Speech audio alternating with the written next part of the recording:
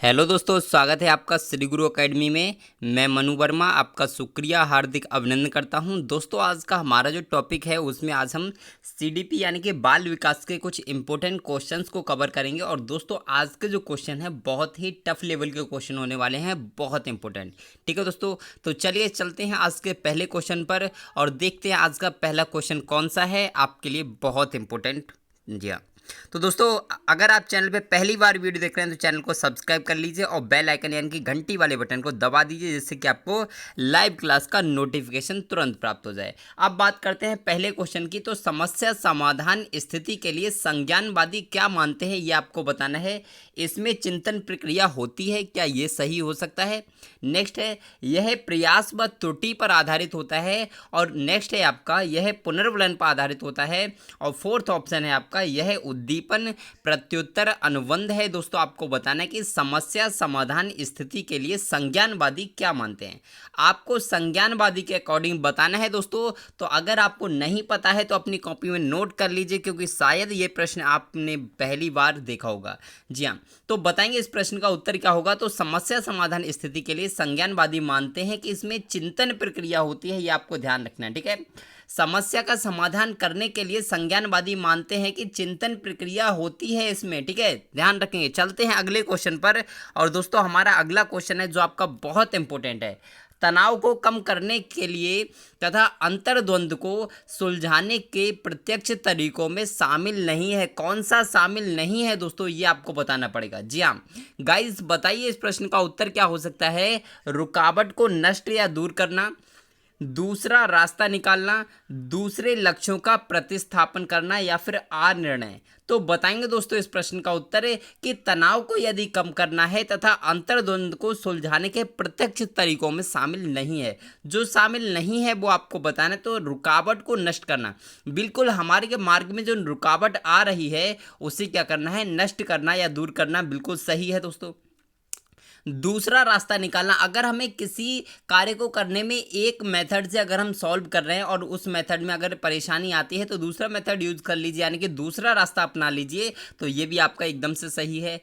दूसरे लक्ष्यों का प्रतिस्थापन, बिल्कुल दोस्तों, हमें अपने लक्ष्य को एक ही नहीं रखना चाहिए। अगर हमारा एक लक्ष्य पूरा हो जाता है तो हमें दूसरा लक्ष्य भी बनाना चाहिए। तो लक्ष्य जो है कंटिन्यू बदलते रहने चाहिए, ये भी आपको ध्यान रखना है। ठीक है, लेकिन लक्ष्य को प्राप्त करने के उपरांत। ठीक है, अब दोस्तों ये वाला भी सही हो जाएगा, लेकिन आर निर्णय आपका नहीं होगा, यानी कि option number D is right answer. Option number fourth is right answer, एकदम से करेक्ट हो जाएगा। और दोस्तों चलते हैं आज के थर्ड क्वेश्चन पर। हमारा थर्ड क्वेश्चन है, कौन सा घटक सूचना प्रक्रियात्मक व्यवस्था से संबंधित नहीं है। दोस्तों जी हाँ, आज के क्वेश्चन जो हैं वो टफ लेवल के क्वेश्चन हैं। मैंने आपको पहले ही बोल रखा है कि बहुत ही इंपॉर्टेंट और टफ लेवल के क्वेश्चंस हैं जो आपके एग्जाम में आ चुके हैं। तो आपको बताना है क्या अल्पकालीन स्मृति, जीवन पर्यंत स्मृति, दीर्घकालीन स्मृति, या फिर कार्य स्मृति। तो आपको बताना है कौन सा घटक सूचना प्रक्रियात्मक व्यवस्था से संबंधित नहीं है, और जो संबंधित नहीं है वो आपको बताना है। तो अगर हम बात करते हैं अल्पकालीन स्मृति, बिल्कुल दोस्तों संबंधित होती है।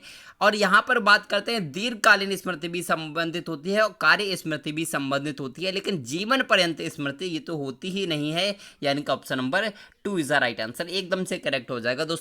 अब वीडियो अच्छी लगे तो एक बार लाइक और शेयर कर दीजिए। और चलते हैं अगले क्वेश्चन पर। हमारा अगला क्वेश्चन है संप्रत्यय बुद्धि लब्धि, यहाँ पे बुद्धि और आएगा। तो संप्रत्यय बुद्धि लब्धि प्रतिमान किसने प्रतिपादित किया था।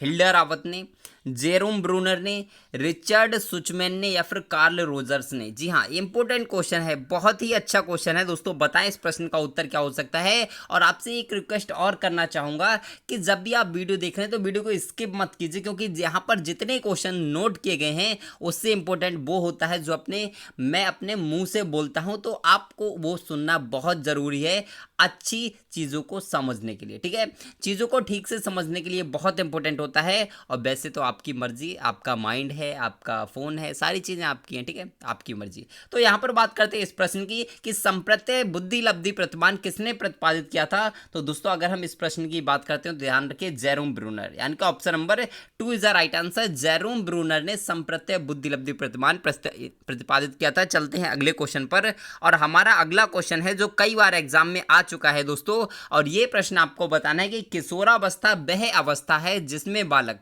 परिपक्वता की ओर अग्रसर होता है। यह कथन किसका है? स्टेनली हॉल का, जेरसील्ड का, हरलॉक का, या फिर इनमें से किसी का भी नहीं। तो दोस्तों बताएंगे कि किशोरावस्था वह अवस्था है जिसमें बालक परिपक्वता की ओर अग्रसर होता है। यह कथन किसका है? कमेंट कीजिए दोस्तों। जी हाँ गाइस, सभी लोग कमेंट कीजिए इस प्रश्न का क्या उत्तर हो सकता है। तो ध्यान रखिए, ये अगर हम बात करते हैं किशोरावस्था वह अवस्था है जिसमें बालक परिपक्वता की ओर अग्रसर होता है, यह आपका स्टेनले हॉल का है। तो आप कहेंगे स्टेनले हॉल का दोस्तों नहीं है, जेरसील्ड का भी नहीं है, और आपका हरलॉक का भी नहीं है दोस्तों। ये आपका किसका है? तो ये आपका वॉटसन का कथन है। तो ध्यान रखिए दोस्तों, यानी कि option number D is the right answer. उपरोक्त में से कोई नहीं, ऑप्शन नंबर डी एकदम से करेक्ट हो जाएगा दोस्तों। ऐसे प्रश्न कभी कभी आ जाते हैं जो आपको कंफ्यूज करके रख देते हैं, तो आपको ध्यान रखना है इन प्रश्नों के लिए। चलते हैं अगले क्वेश्चन पर। हमारा अगला एक इंपॉर्टेंट क्वेश्चन है। इससे पहले दोस्तों एक चीज ध्यान रखेंगे कि यदि आपको फ्री बुक्स, नोट्स, पीडीएफ और प्रॉपर तरीके से लाइव क्लास चाहिए तो आप वीडियो को डिस्क्रिप्शन में आपको टेलीग्राम चैनल का लिंक मिल जाएगा, वहां उसको ज्वाइन कर लीजिए। वहाँ से आपको फ्री ऑफ कॉस्ट सारी चीज़ें मिल जाती हैं, ठीक है। अब बात करते हैं इस प्रश्न की कि ज्ञान विद्यमान है, ज्ञान विद्यमान है, विश्वसनीय है तथा इस ज्ञान को प्राप्त करना ही अधिगम है। कौन सा संप्रदाय इस कथन को स्वीकार नहीं करता है? जो स्वीकार नहीं करता वो आपको बताना है व्यवहारवाद, संज्ञानवाद, गेस्टाल्टवाद या फिर संरचनावाद। तो आपको बताना है ज्ञान विद्यमान है, विश्वसनीय है तथा इस ज्ञान को प्राप्त करना ही अधिगम। देखिए हमेशा चीज़ों को समझने की कोशिश कीजिए, कभी रटने की कोशिश मत कीजिए, ठीक है। तो अगर हम बात करते हैं इस प्रश्न की, तो अगर ये प्रश्न अगर आप ठीक से 1-2 बार पढ़ेंगे तो आपको प्रश्न समझ में आ जाएगा। जी हाँ, समझ में आएगा, 100% समझ में आएगा। तो ध्यान रखिए, यह जो कथन है वो व्यवहारवाद बिल्कुल दोस्तों स्वीकार करता है, व्यवहारवाद स्वीकार करता है, संज्ञानवाद भी स्वीकार करता है और गेस्टाल्टवाद भी स्वीकार करता है, लेकिन आपका संरचनावाद यह स्वीकार नहीं करता है, यानी कि option number 4 is the right answer, क्योंकि इसमें पूछा था नहीं दोस्तों, ठीक है। चलते हैं अगले क्वेश्चन पर, और दोस्तों हमारा अगला क्वेश्चन है जो आपका बहुत इंपॉर्टेंट है। जी हाँ, इस प्रश्न को आप बताएंगे संवेगात्मक बुद्धि को लोकप्रिय बनाने का श्रेय किसको जाता है? डैनियल गोलमैन को, जॉन डी मेयर को, पीटर या फिर सेलाबो। तो दोस्तों आपको बताना है संवेगात्मक बुद्धि को लोकप्रिय किसने बनाया दोस्तों, ये आपको बताना है। कमेंट करें इस प्रश्न का उत्तर, जो कि बहुत इंपॉर्टेंट है, कई बार ये प्रश्न आपका एग्जाम में आ चुका है, तो आपको बताना है इस प्रश्न का उत्तर क्या हो सकता है। जी हाँ, तो संवेगात्मक बुद्धि को लोकप्रिय बनाने का जो श्रेय है वो आपका डेनियल गोल्डमैन को जाता है, यानी कि option number 1 is the right answer. चलते हैं अगले क्वेश्चन पर, और दोस्तों वीडियो अच्छी लग रही है तो एक बार वीडियो को लाइक और शेयर कर दीजिए, क्योंकि दोस्तों आप देख रहे हैं मैं कभी भी टॉपिक से हटके बात नहीं करता, बस ओनली मुझे दिखता है आपका एग्जाम, ठीक है, क्योंकि आपके एग्जाम के लिए इंपॉर्टेंट होता है कि मैं आपको जो पढ़ा रहा हूं उस पर ही फोकस करूं। दुनिया भर की बातें करने के लिए बहुत टाइम है, आराम से बात करेंगे, आराम से डिस्कस करेंगे, कोई दिक्कत नहीं है, पर अभी आप पढ़िए, ठीक है। अब बात करते हैं दोस्तों किशोरावस्था बड़े संघर्ष, तनाव, तूफान या झंझावात की अवस्था है। यह कथन किसका है? यह दोस्तों कम से कम आपका जो परिभाषा है 4 से 5 बार आपके एग्जाम में आ चुकी है। तो किशोरावस्था बड़े संघर्ष, तूफान, तनाव या झंझावात की अवस्था है। यह कथन किसका है? जरसील्ड का, किलपैट्रिक का, स्टेनले हॉल का या फिर आपका डेडो कमेटी रिपोर्ट का। तो बताएंगे इस प्रश्न का उत्तर क्या होगा। और आप सभी लोग जानते हैं, कई बार एग्जाम में आया है, स्टेनले हॉल ने कहा है, ये प्रश्न कई प्रकार से आता है, किशोरावस्था संघर्ष, तूफान की अवस्था है, इस प्रकार से भी आता है। तो आपको ये वर्ड याद रखने हैं, संघर्ष, तूफान, तनाव या झंझावात, जहां पर आएगा वहां आप स्टेनले हॉल को लगा देंगे दोस्तों। Option number 3 is the right answer. चलते हैं अगले क्वेश्चन पर, और दोस्तों हमारा अगला क्वेश्चन है दोस्तों बहुत इंपॉर्टेंट है। जी हाँ, आज वो प्रश्न मैंने लिए हैं जो आपके एग्जाम में आते हैं, 100% आते हैं। और दोस्तों आपको बताना है, कोई भी व्यक्ति क्रोध करता है, यह बहुत आसान है, किंतु सही व्यक्ति के साथ सही मात्रा में सही समय पर सही प्रयोजन हेतु सही ढंग से क्रोध करना आसान नहीं है। यह कथन किसका है दोस्तों? Most important. एक होता है इंपॉर्टेंट और एक होता है मोस्ट इंपॉर्टेंट, तो ये वाला क्वेश्चन मोस्ट इंपॉर्टेंट होगा। तो बताएंगे दोस्तों ये प्रश्न का आंसर क्या हो सकता है। जी हाँ, क्या बिंगम, अरस्तु, फ्रीमैन या वॉटसन? तो दोस्तों ध्यान रखेंगे, कॉपी में नोट कर लीजिए, इस प्रश्न के लिए कई बार आपके एग्जाम में आया है। ये आपकी जो परिभाषा है ये किसने कही है? तो अरस्तु ने कही है। Option number 2 is the right answer, एकदम से करेक्ट हो जाएगा। चलते हैं दोस्तों अगले क्वेश्चन पर, और हमारा अगला क्वेश्चन है जो कि बहुत इंपॉर्टेंट है। किशोरावस्था के आकस्मिक विकास का सिद्धांत कब और किसने प्रतिपादित किया था? ये प्रश्न आपका दो प्रकार से बनेगा कि किशोरावस्था के आकस्मिक विकास का सिद्धांत कब प्रतिपादित किया, ये भी क्वेश्चन बन सकता है। और क्वेश्चन आपका ये भी बन सकता है कि किसने प्रतिपादित किया। तो आपको दोनों क्वेश्चंस को ध्यान रखना है। तो ध्यान रखेंगे, 1904 में स्टेनले हॉल, किशोरावस्था के आकस्मिक विकास का सिद्धांत 1904 में स्टेनले हॉल ने दिया था। ये प्रश्न अपनी कॉपी में नोट कर लीजिए दोस्तों, क्योंकि ये प्रश्न बहुत इंपॉर्टेंट है। और चलते हैं अगले क्वेश्चन पर, और हमारा अगला क्वेश्चन है, जी हाँ, ये प्रश्न दोस्तों आप देखेंगे और बताएंगे इस प्रश्न का उत्तर क्या हो सकता है कि बुद्धि इन 4 शब्दों से निहित है: ज्ञान, आविष्कार, निर्देश और आलोचना। यह कथन किस मनोवैज्ञानिक का है? स्पीयरमैन का, थॉर्नडाइक का, रायबर्न का या फिर अल्फ्रेड विने का? तो दोस्तों बताएंगे इस प्रश्न का उत्तर। जी हाँ, आप देख रहे होंगे कि इसमें जो है परिभाषाएं कुछ ज़्यादा ले ली हैं, लेकिन दोस्तों सारी परिभाषाएं नहीं हैं। आगे आपको और भी क्वेश्चंस मिलेंगे, ठीक है। परिभाषाएं आपकी खत्म हो चुकी हैं, अब दोस्तों आपको नेक्स्ट क्वेश्चन मिलेंगे। बुद्धि इन 4 शब्दों से ही निहित है: ज्ञान, आविष्कार, निर्देश और आलोचना। यह कथन जो है वो आपका किसका है? तो आपको ध्यान रखना है, यह कथन आपका अल्फ्रेड विने का है। किसका? अल्फ्रेड विने महोदय ने कहा है कि बुद्धि 4 शब्दों से मिलकर बनी है: ज्ञान, आविष्कार, निर्देश और आलोचना, ठीक है।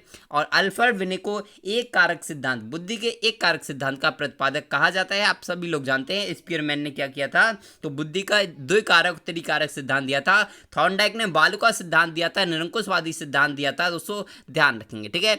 चलते हैं अगले क्वेश्चन पर। और दोस्तों वीडियो अच्छी लग रही हो तो वीडियो को एक बार लाइक और शेयर कर दीजिए, और दोस्तों कमेंट करना मत भूलिए कि दोस्तों आपको वीडियो कैसी लग रही है, ठीक है। कमेंट करेंगे। प्रश्न का उत्तर क्या होगा कि किस विधि में उद्दीपन अनुक्रिया के मध्य होने वाले संबंधों का अध्ययन किया जाता है?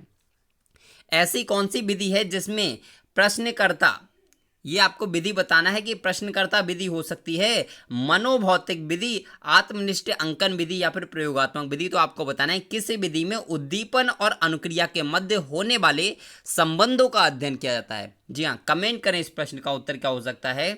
जी हाँ, उद्दीपन और अनुक्रिया, उद्दीपन और अनुक्रिया के मध्य होने वाले संबंधों का अध्ययन किस में किया जाता है? तो दोस्तों आपका प्रश्नकर्ता विधि नहीं होगा, मनोभौतिक विधि नहीं होगा, आत्मनिष्ठ अंकन विधि नहीं होगा, होगा आपका प्रयोगात्मक विधि, ठीक है। Option number 4 is the right answer. चलते हैं अगले क्वेश्चन पर, और हमारा अगला क्वेश्चन है जो आपका बहुत इंपॉर्टेंट है, और इस प्रश्न का आपको उत्तर बताना है कि व्याख्यान के दौरान संप्रेषण होगा। व्याख्यान के दौरान संप्रेषण होगा यदि शिक्षक तैयार किए गए टिप्पणी या नोट्स में से पढ़ाता हो। देखिए, अगर क्या हो रहा है कि जब शिक्षक पढ़ा रहा है, शिक्षक के बारे में आपको बताना कि संप्रेषण कब होगा, जब शिक्षक घर से तैयार करके लाएगा टिप्पणी के लिए, नोट्स के लिए, और नोट्स से पढ़ाएगा। क्या ऐसा हो सकता है? तो आप कहेंगे ये कोई संप्रेषण का माध्यम नहीं है, आप भी समझते हैं, तो ये गलत हो जाएगा, ठीक है। नेक्स्ट हम बात करते हैं, टिप्पणी या नोट्स तैयार करके आता है और उन्हें मार्गदर्शक। देखिए, हमेशा क्या करना है कि अगर वो अपने नोट से ही पढ़ाता है और आपसे बात ही नहीं करता, तो कहाँ से ऐसा होगा? संप्रेषण तो होगा ही नहीं, यानी कि ऑप्शन नंबर 2 भी एकदम से गलत हो जाएगा। तात्कालिक व्याख्यान प्रस्तुत करता है, ये भी आपका गलत हो जाएगा। दूसरे क्षेत्रों में से उदाहरण देते हुए तात्कालिक व्याख्यान प्रस्तुत करता है, ये आपका एकदम से सही हो जाएगा। Option number 4 is the right answer, एकदम से करेक्ट हो जाएगा। जी हाँ दोस्तों, जी हाँ, एक चीज़ और याद रखनी है कि दोस्तों हमेशा मैं आपसे कहता हूँ कि तैयारी करते रहिए। आपका एग्जाम जब होगा देखा जाएगा, क्योंकि आपको एक नहीं अपनी लाइफ में बहुत सारे एग्जाम देने हैं। तो हमेशा एक ही एग्जाम को फोकस मत करिए कि ये इसी एग्जाम में आएगा। देखिए ऐसा नहीं है। आप इसको देते हैं, मान लीजिए आपने सीटेट दिया, सीटेट के बाद में कोई अगर आप किसी भी स्टेट से होंगे, कोई ना कोई एग्ज़ाम और देना पड़ेगा, तो उन सभी एग्ज़ाम में ये सारे क्वेश्चंस आएंगे दोस्तों। तो तैयारी करते रहिए बहुत अच्छे तरीके से, ठीक है जी हाँ। क्योंकि आज का जो मतलब दौर है ना, तो आज के समय में एक एग्ज़ाम को क्वालिफाई करना ही हमारे लिए महत्वपूर्ण नहीं होता, क्योंकि आजकल एक रेस लगी हुई है नंबर्स की, ठीक है। नंबर लाने की एक होड़ मची हुई है, जिसमें हर व्यक्ति आगे निकलना चाहता है, और यदि आप सिर्फ क्वालिफाई करना चाहेंगे तो आप उस रेस में बहुत पीछे रह जाएंगे, ठीक है। तो आपको बताना है इस प्रश्न का उत्तर क्या हो सकता है कि शिक्षण में उत्तम प्रणाली वह है जिसमें प्रश्नोत्तर की आवश्यकता ना हो, अध्यापक छात्रों से प्रश्न पूछे, छात्र शिक्षक से शंका समाधान करे, या फिर आपका अध्यापक और छात्र दोनों ही प्रश्न पूछें।